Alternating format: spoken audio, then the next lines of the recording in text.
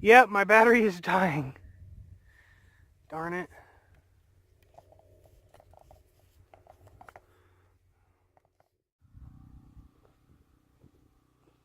Alright, here we go. We'll see how this works out.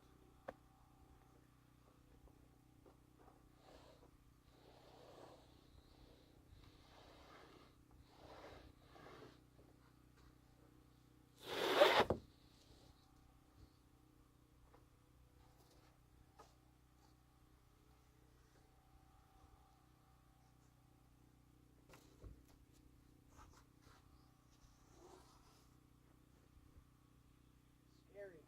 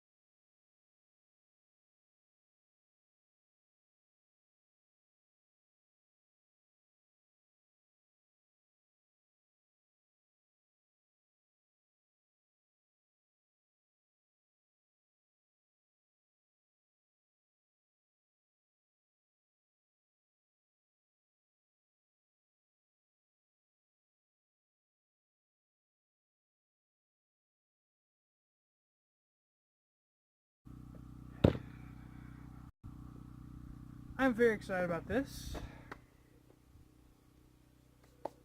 We have 3 of 4 sides on.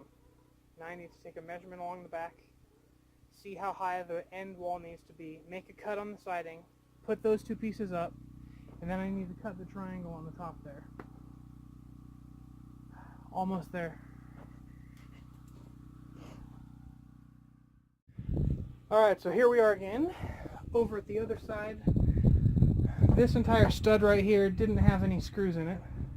So now we're trying to figure out where exactly on the outside to drill into. So we got a level set up here with the clamp as a stop. Right in the center of the stud is the end of the level. And so now we can transfer it to the other side and know where to screw. We're on the exterior of the wall now, and we're using our little jig to line up exactly where we need to screw in the siding screws from the outside into the stud. So we're lining up the screw with the very edge of the level, starting to screw it in. I realize that the camera's in a terrible angle and just try to correct it. After that, the real test is to see if it screws into anything. It does. Now the siding is secure, and we can use this jig to screw the rest of the siding in. Awesome. We're getting back to work finally on the powerhouse. So, right now, we've installed almost all the sheeting, but one piece here for a door, and now we're trying to cut out our door.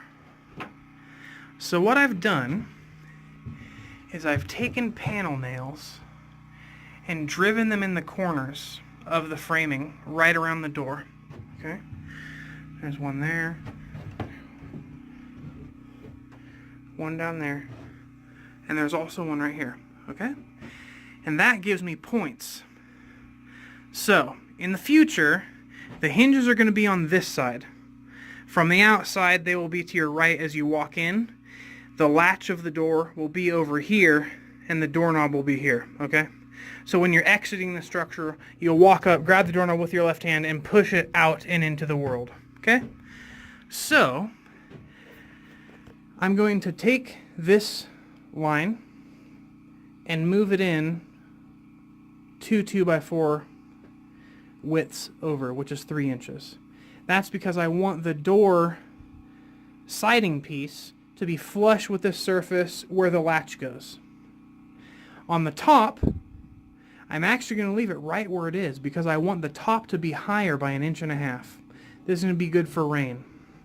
Now over here on this one, I need to move it over 1.5 inches to right here, and I'm going to leave it at the height it's at. On the bottom, I'm moving it over 1.5 inches, and I'm actually going to go down 1.5 inches past this board. And this is all for rain, okay, which is the reason for the overlaps. Now I'm going to go ahead and go to the outside of the building, and we can see the lines that have been transferred. So the reason I use nails is so when they protruded, I'd be able to reference them from the outside. This nail here is the line moved over 3 inches that it needed to be. This nail over here was moved over 1.5 inches from that nail at that same line. So now this line that I've scribed here at that height is a cut line. I then took the other nail and drove it down 3 inches over, took a chalk liner and snapped this blue line here between them. That's a cut line. I did the same thing here, and now for the bottom cut, what we're going to do is just take a 2x4, lay it on its side, then we're going to come in and you'll see that it can clear, if I can focus on it, clear that screw in there. However, on some of them, it nearly cuts the screw. So we're going to go through and take out the screws we need to.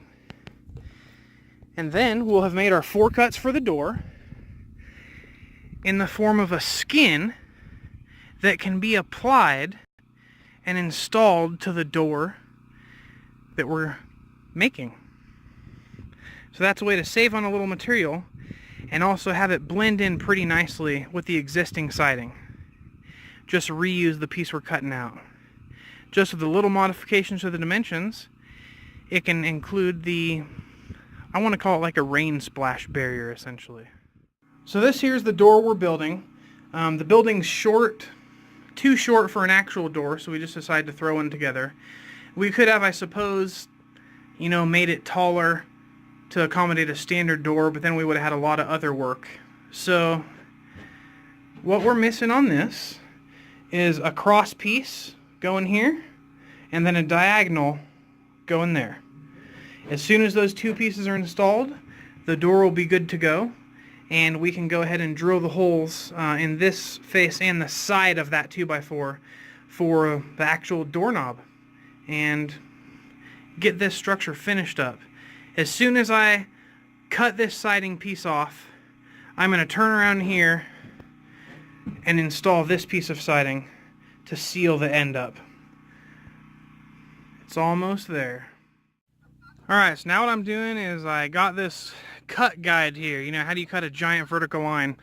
So this is exactly where it should be. 4 inches away from the edge of the plate to the line.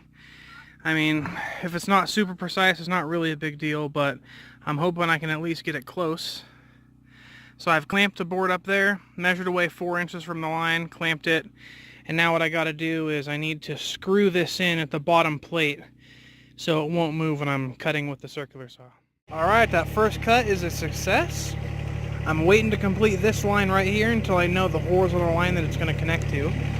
And up here, I've got a 2x4 to worry about, so I'm going to go ahead and shorten the blade protrusion as I connect that up and through. It is going to actually go past this line a little bit, you know, when I cut through. And so what I'm going to probably do is come back with a trim board and put trim around it to hide some of this stuff. But yeah, 1 cut successful, 3 more to go. So it's Sunday, can't get all this done in the same day. We're able to cut all the way to here until the battery ran out, so now I'm just waiting on the saw battery to charge. This cut is pretty much done on the bottom here. The top cut's going to be the very last, and we'll be able to pull the whole skin away. Of course, we're going to have to undo these screws right here on the bottom. So that's that. The door is almost cut out, so then I can finally put that other piece of siding on the back. Here we go. The wind and sand starting to pick up, so I'm not sure how much longer I'm going to be able to do this. I'm on a time limit. Okay, so these screws right here are screwed into the door frame inside.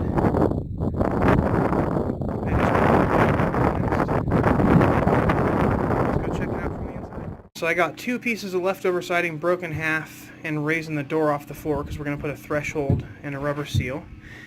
And then this is the door frame in the future.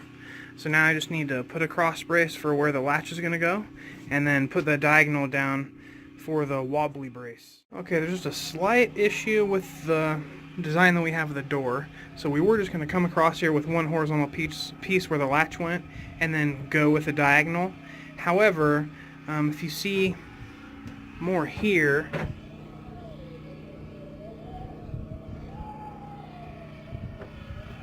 definitely don't want that in our door.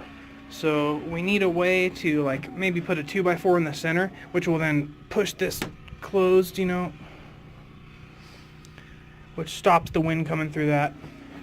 And so we're probably gonna go down with a 2x4 in the center and then maybe go from the top corner down to the other bottom corner. Not sure yet. That comes after I cut the door out, kick it down, and seal up this open spot.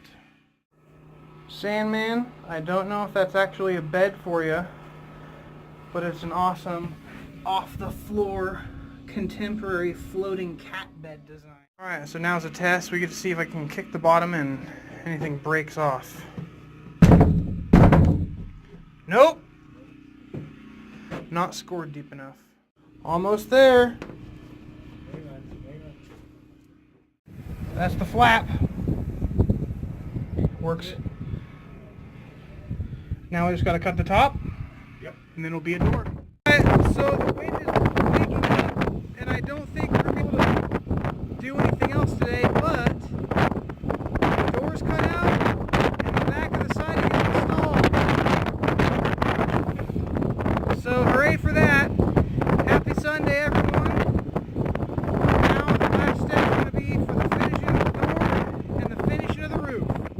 Shooting from the safety of the porch on the main cabin, you can see that that last piece of siding on the back has been installed and it's all sealed up. Awesome.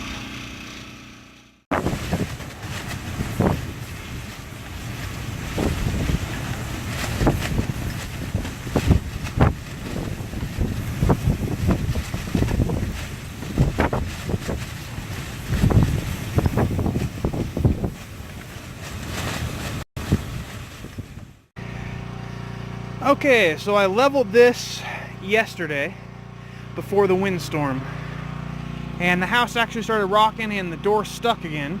And I come out here this morning to see what happened, and it's not even touching anymore. Not only that, look at this.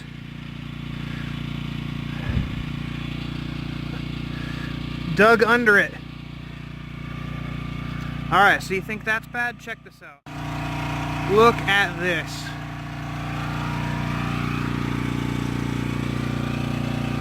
That's wind.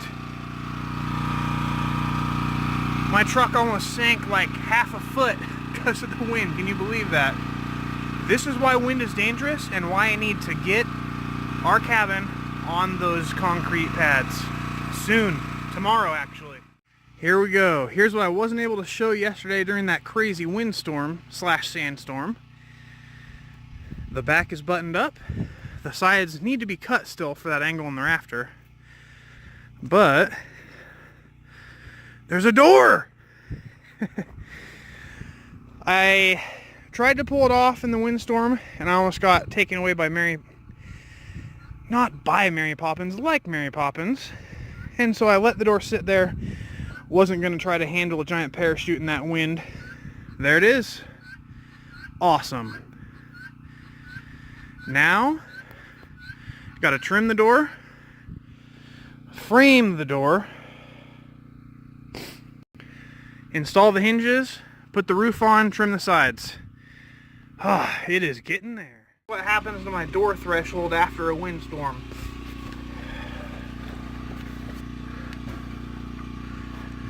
Yep, there was a welcome pad under here, believe it or not.